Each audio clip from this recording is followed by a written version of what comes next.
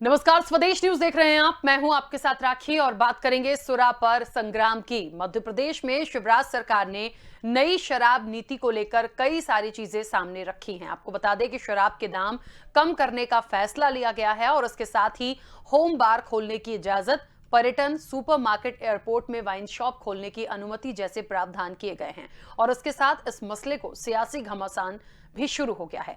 एक और कांग्रेस के नेता शिवराज सरकार पर प्रदेश का शराबीकरण का आरोप लगा रहे हैं, तो वहीं सत्ता पक्ष भी कांग्रेस सरकार की शराब नीति का हवाला देकर पलटवार कर रहा है। और आज हम इस सुरा पर मचे इसी सियासी संग्राम पर चर्चा को आगे बढ़ाएंगे। उससे पहले देखिए ये रिपोर्ट।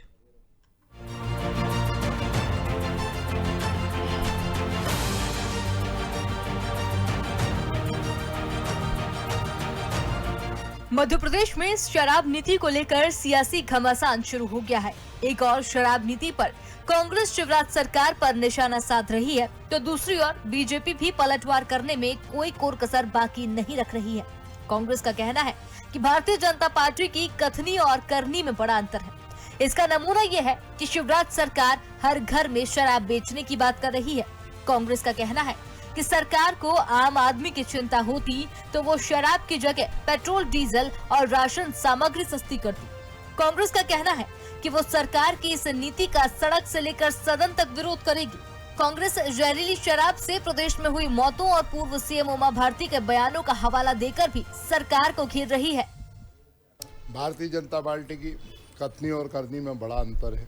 सस्ती शराब करने की बात कर रही है, घर घर शराब बेचने की बात कर रही है। सस्ती शराब की जगह सस्ता तेल करे, सस्ता राशन करे, सस्ती बिजली करे, गरीब और ज़रूरतमंद की ज़रूरी चीज़ों की अगर कीमतें कम कर दे तो गरीब आज जो बेहाल है, परेशान है, वो परेशानी के दौर से बचेगा। वहीं मध्य प्रदेश के गृह मंत्री डॉक्टर नरोत्तम मिश्रा ने शराब नीति को लेकर कांग्रेस पर पलटवार किया है। उनका कहना है कि कांग्रेस की कमलनाथ सरकार महिलाओं के लिए शराब की अलग से दुकान खोल रही थी, तो ऑनलाइन घर शराब पहुंचाने का कारोबार भी शुरू करने वाली थी। छत्तीसगढ़ में कांग्रेस की सरकार है, वहाँ शराब के क्या हाल है? पंजाब में कांग्रेस की सरकार है, वहाँ सरकार ने पंजाब को उड़ता पंजाब कर दिया। उनका कहना है कि कांग्रेस को शराब नीति पर बोलने का हक नहीं है। उनका कहना है नई शराब नीति अवैध और अमानक शराब की बिक्री रोकने के मकसद से तैयार की गई है। ये वही कांग्रेस है, ये वही कमलनाथ है जो कि महिलाओं के लिए अलग से शराब बेचने वाले थे, घर घर पहुंचाने का सिस्टम कमलनाथ जी करने वाले थे। इनकी बगल में छत्तीसगढ़ की प्रदेश की सरकार है, वहाँ शराब का क्या हाल है। अब पंजाब में उनकी कांग्रेस की सरकार है, वहाँ कांग्रेस में शराब का क्या हालत कर दिया, उड़ता पंजाब बना दिया है। ये क्या सवाल करेंगे कांग्रेस के लोग? मध्य प्रदेश की सियासत में शराब का मसला पहली बार नहीं उछला है। इससे पहले ही न केवल सत्ता पक्ष और विपक्ष बल्कि सत्ता पक्ष ही इस मसले पर आमने सामने आ चुके हैं।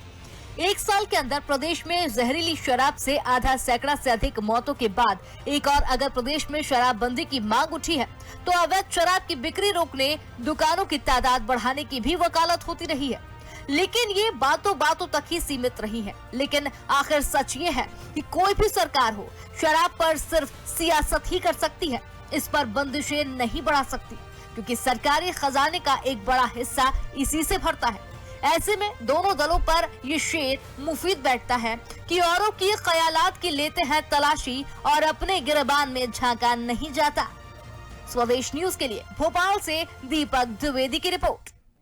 चलिए, तो सुरा पर संग्राम हो रहा है और शिवराज की शराब नीति पर सवाल किए जा रहे हैं और सवाल कर रहा है वो विपक्ष जो जब कमलनाथ की सरकार थी तब उनकी भी एक शराब नीति बनकर सामने आई थी, तो उसमें भी बहुत सारी बातें थी। लेकिन एक बात है कि कभी तो कहते हैं नशा मुक्त करेंगे, शराब मुक्त भी हो जाना चाहिए और नए नए इम्प्लीमेंटेशन इसमें देखने के लिए मिल रहे हैं। तो निश्चित तौर पर एक बात तो साफ हो गई है कि शराब तो कभी बंद होने वाली नहीं है। अब इसको किस तरीके से करेंगे, क्या पॉलिसी के तहत ला रहे हैं, और भी बहुत सारी चीजें जो आपने इस रिपोर्ट में भी सुनी और देखी हैं, तो कितना सही है, कितना गलत है, कैसे कर पाएंगे, मुझे लगता है ये एक वाकई चर्चा का विषय भी है और इस चर्चा में हमारे साथ मेहमान जुड़े हैं। सबसे पहले मैं आपका परिचय करा दूं, कांग्रेस विधायक सुरेश राजे हमारे साथ जुड़े हैं। सुरेश जी, बहुत स्वागत चर्चा में जुड़ने के लिए। और बीजेपी प्रवक्ता दुर्गेश केसवानी जी हमारे साथ जुड़े हैं। दुर्गेश जी, आपका भी बहुत स्वागत है। चर्चा की शुरुआत में सबसे पहले दुर्गेश जी आपसे ही करना चाहती हूँ। शराब के दाम घटाएगी शिवराज सरकार और जो कांग्रेस है वो प्रदेश का शराबीकरण करने का आरोप लगा रही है। देखिए, हम कमलनाथ सरकार की भी शराब नीति को बहुत अच्छे से जानते समझते हैं, लेकिन एक सवाल जो सबसे पहले मुझे आ रहा है कि ये बात बिल्कुल फैक्ट है कि अच्छा खासा राजस्व जनरेट होता है, तो पूरी तरह से तो नशा मुक्त नहीं हो सकता, पूरी तरह से बंद नहीं हो सकता, लेकिन यदि रेट घटाते हैं या उसको और किसी चीजों में डिवाइड करके कम करने की कोशिश करते हैं, तो आपको ऐसा नहीं लगता कि लोग इसका और ज्यादा फायदा उठाएंगे और निश्चित तौर पर मुश्किल होगी थोड़ा?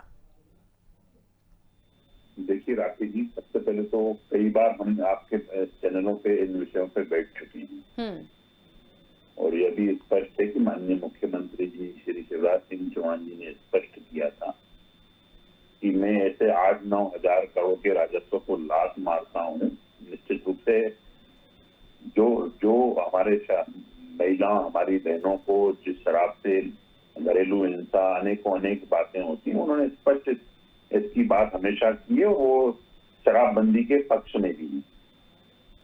रही बात नई शराब नीति की जो आप कर रहे हैं राखी जी, उसमें निश्चित रूप से आपने देखा होगा जो पूर्व में कई सारे ऐसे प्रकरण सामने आए जिसमें अमानक शराब, जो शराब और अवैध रूप से आई हुई अमानक शराब का जो हानि, मतलब आदमी को इसकी हानि पहुंचाती थी जिससे उसकी मृत्यु भी हुई।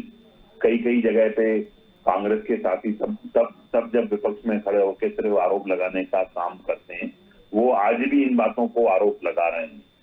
आज हमारा जो शराब नीति का जो केंद्र बिंदु है वह यह है कि कैसे अवैध एवं अमानक शराब से प्रदेश को बचाया जाए, कैसे उसके परिवहन और विक्रय जो कई बार से देखा होगा उसको बैलेंस करने की बात की गई है। सबसे पहली बात तो यह है कि इस चीज को रोक के लिए, और आप जो प्रश्न कर रही है राखी जी की शराबबंदी की, और हम निश्चित रूप से हम माननीय मुख्यमंत्री जी 8 करोड़ जनता की चिंता करते हैं और हम भी चाहते हैं कि शराब बंद हो। इसलिए कई बार आपने देखा हो कई मंजिल से शिवराज जी ने स्वीकार भी की, पर एकदम इस चीज को बंद नहीं किया जा सकता है। मध्य प्रदेश का जो बजट है 2.5 लाख करोड़ से ज्यादा का बजट है, और जो ये राजस्व की हम बात करते हैं 8-9 हजार की।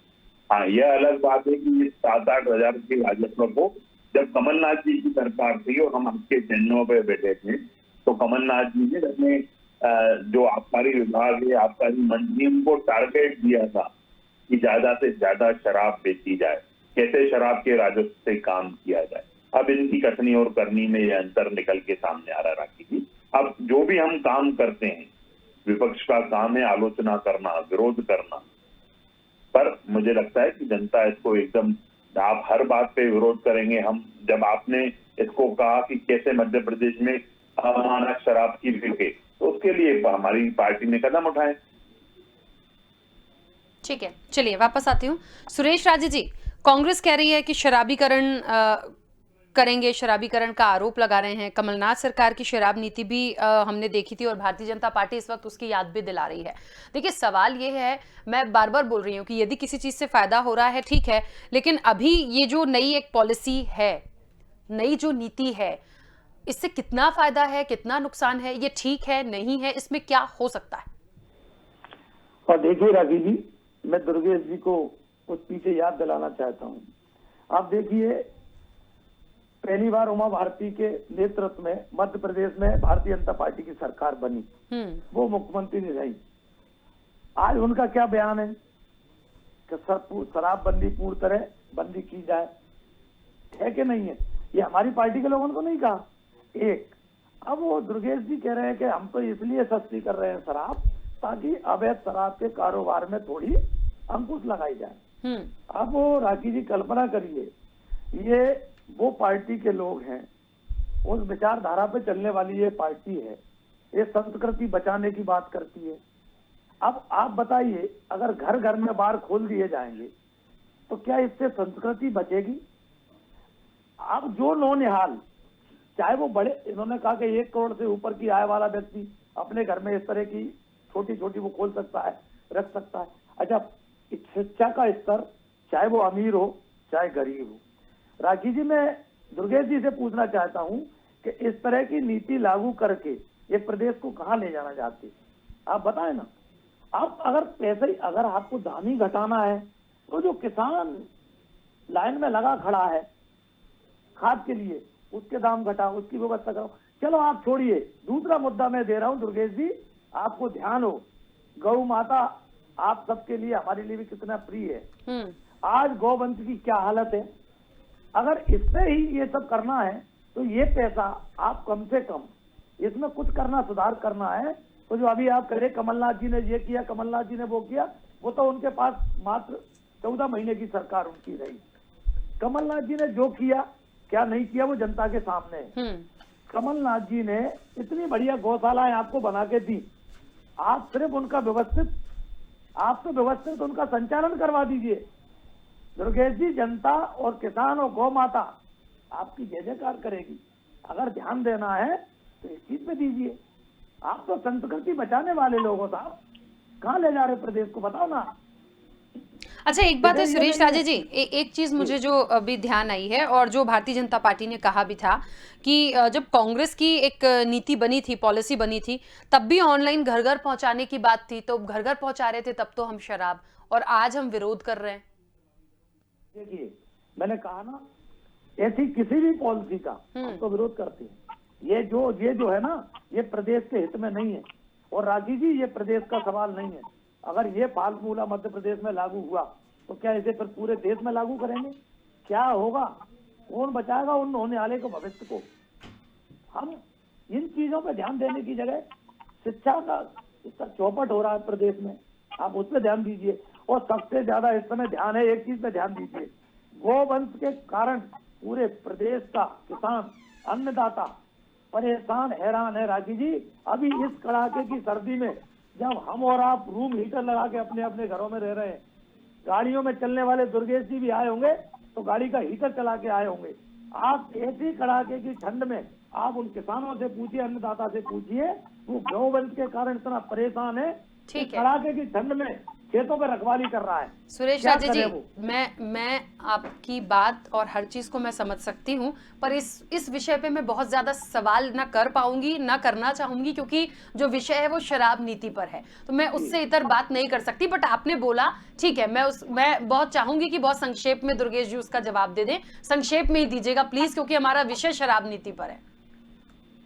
देखिए राखी जी, हमारे पुराने मित्रों में से हैं सुरेश राजे जी, और निश्चित ही सुरेश जी गौवंश की चिंता कर रहे हैं, तो कांग्रेस सिर्फ चिंता ही करती है। जो चिंता वो कमलनाथ जी ने की, कमलनाथ जी ने मध्य प्रदेश की जनता को वचन दिया था, 973 वचनों में से एक वचन था कि 27,000 पंचायतों में गौशाला खोलेंगे। कहीं कोई गौशाला मेरे को तो नहीं दिखती है, और जितनी बनी भी है तो वो मनरेगा के पैसे से बनी है, केंद्र सरकार की सहायता से बनी हुई गौशालाएं हैं राजे जी, तो उसको कृपया करके आप जो कह रहे हो मैं उसे मान लेता हूं, लेकिन क्योंकि राखी जी सुनिए ना मेरी बात सुरेश जी, राखी जी ने कहा कि सिर्फ इस सब्जेक्ट को इतना ही चुना है, दूसरी देर में बात खत्म हो जाए। मैंने उसमें आपको जवाब दे दिया, क्योंकि मैं विषय से भटक के बात नहीं करना चाहूंगा। एक अच्छा मुद्दा आज प्रदेश चैनल ने चुना है कि प्रदेश की जनता के हित में जो माननीय तैयारी कार्य कर रही है। अब आप ये बताइए कि सुरेश जी, आप अभी कांग्रेस के विधायक हैं, आप कमलनाथ जी की चुटकी में लगे हुए हैं, स्वागत किया, तो कहीं ना कहीं मुझे लगता है कि कांग्रेस के अंदर खाने जो भी चल रहा है राखी, वो सही नहीं चल रहा है। अब सुरेश राजे जी की इस मजबूरी में कमलनाथ जी की यहाँ तारीफ कर रहे हैं, वो निश्चित रूप से डिबेट खत्म होने के बाद मुझे चर्चा में बता ही देंगे वो कि ऐसा मामला था, इसलिए मैं कर रहा था।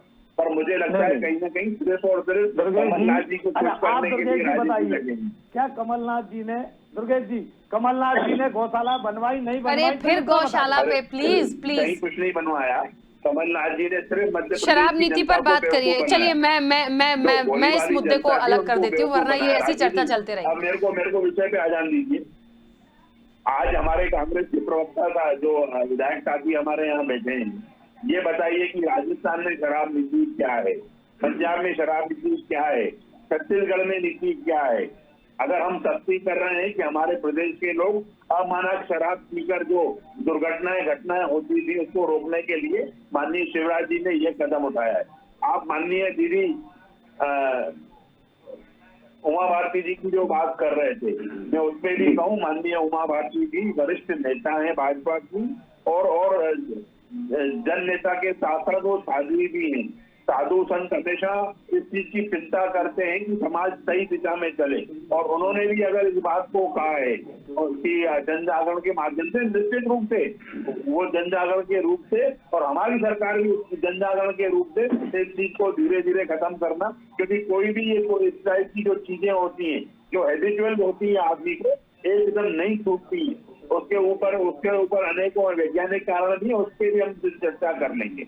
पर हमारी सरकार स्पष्ट चाहती है कि जो शराब नीति है उसको निश्चित रूप से मानक शराब मिलनी चाहिए, जो मौतें हो रही प्रदेश में उसको निश्चित रूप से रोकना चाहिए। तो दुर्गेश जी, आप तो सक्षम है और इस समय आपकी केंद्र में सरकार है, राज्य में सरकार है, आप इसको बाद में धीरे धीरे क्यों, अभी एक बार तय करो ना, और कांग्रेस उसका साथ देगी कि आपको शराबबंदी करना चाहिए।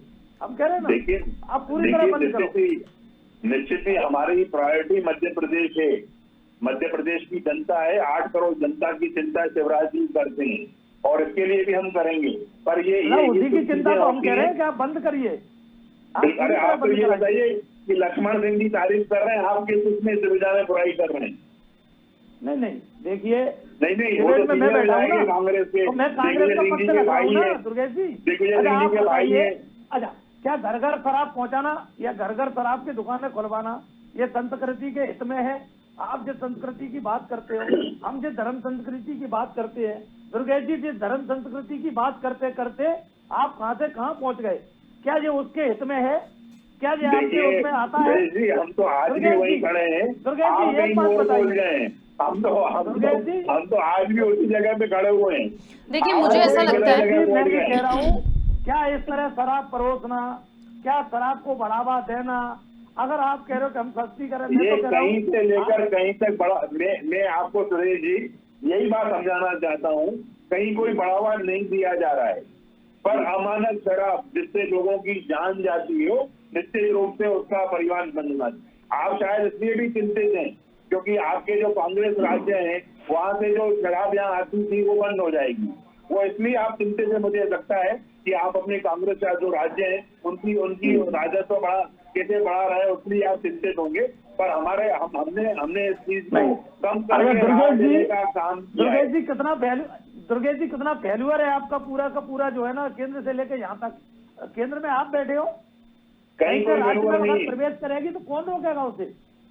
देखिए मुझे ऐसा लगता है, एक मिनट, कुछ 2-3 पॉइंट हैं नई शराब नीति के, मुझे लगता है हम उस पर डिस्कस करेंगे कि एक तो सुपर बाजार और एयरपोर्ट पर भी शराब देंगे आप, दूसरी चीज जो एमआरपी होगी उसमें 20% की छूट भी दे रहे हैं, इसके साथ ही आप होम बार का प्रावधान ला रहे हैं, मतलब आप 50,000 रुपए की फीस पर होम बार का लाइसेंस भी देंगे, और सबसे बड़ी बात यह कि सभी एयरपोर्ट पर विदेशी शराब की बिक्री भी हो जाएगी।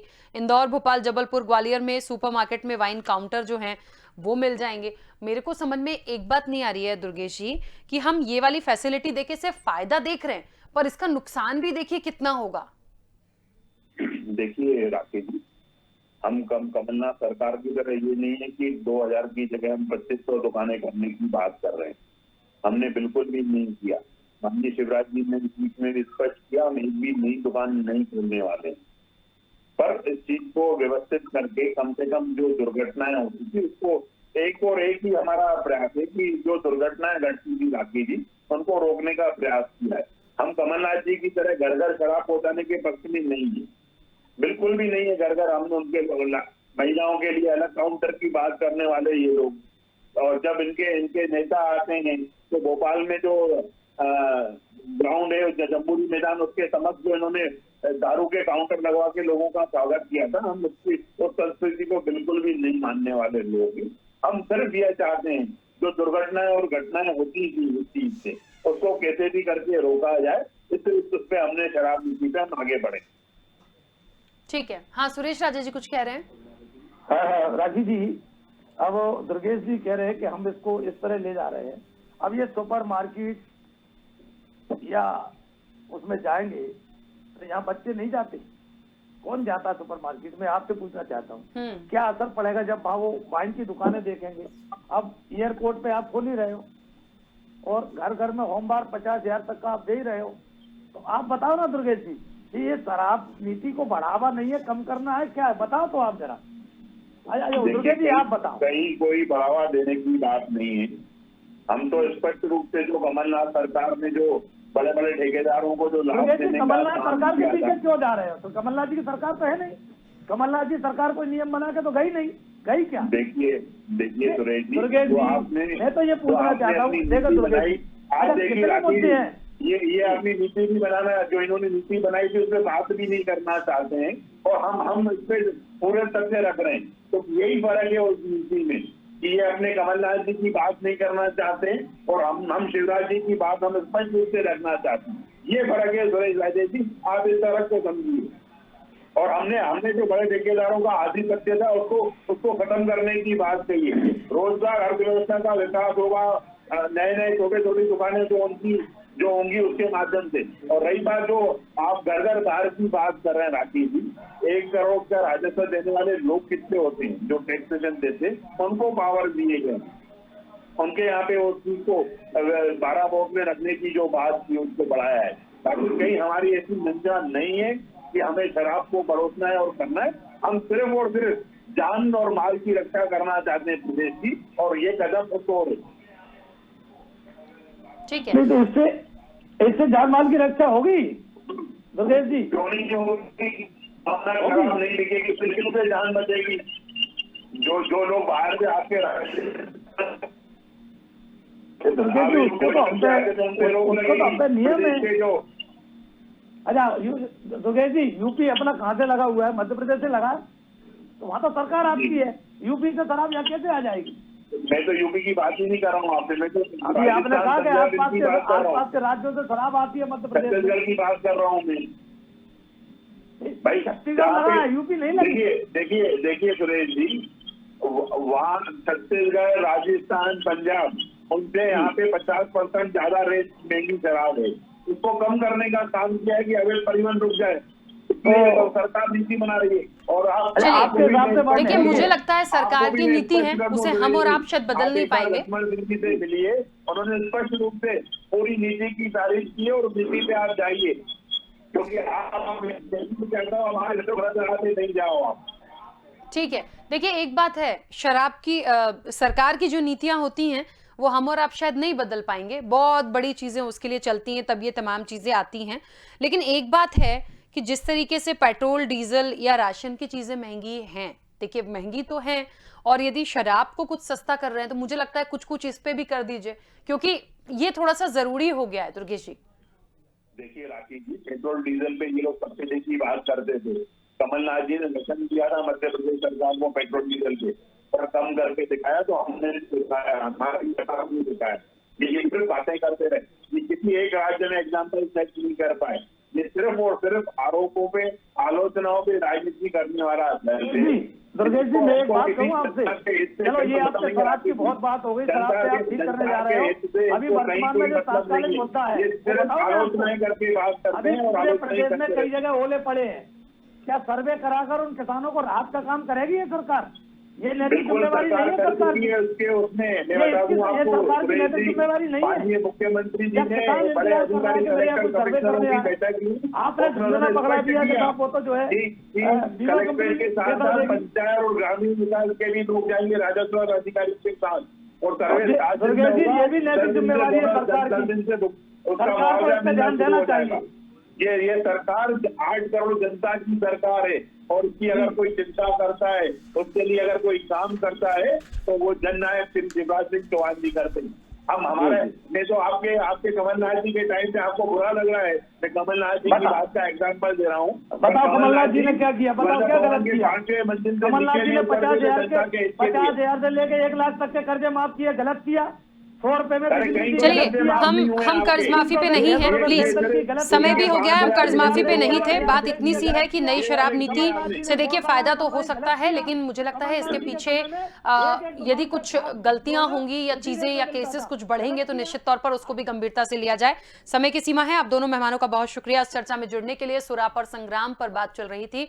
देखिए, बहुत सारी चीजें हैं जो महंगी हैं, लेकिन शराब को लेकर जो नई नीति आई है उसको जगह जगह जिस तरीके से और स्टार्टअप की बात हो रही है, तो निश्चित तौर पर आप सुन के एक बार समझ सकते हैं कि क्योंकि नशा मुक्ति की बात करते हैं, शराब मुक्त की बात करते हैं, तो ऐसे तो नहीं हो पाएगा। हाँ, राजस्व जनरेट होता है, आप करिए, लेकिन हर चीज की एक लिमिटेशन होती है। अब इस नीति के बाद रिजल्ट कैसे होंगे, फायदा तो होगा सरकार को, लेकिन जो कहना चाहिए एक नेगेटिव चीजें होती हैं या जो केसेस जो उस तरह से बढ़ते हैं या मार्केट्स में आप जा रहे हैं तो उसका कितना इफेक्ट पड़ेगा, क्योंकि फैमिलीज भी जाती हैं। मुझे लगता है इन सब चीजों को भी पॉइंट आउट करके थोड़ा सा एक बार सोचने की जरूरत है। चर्चा में इतना ही, दीजिए इजाजत, नमस्कार।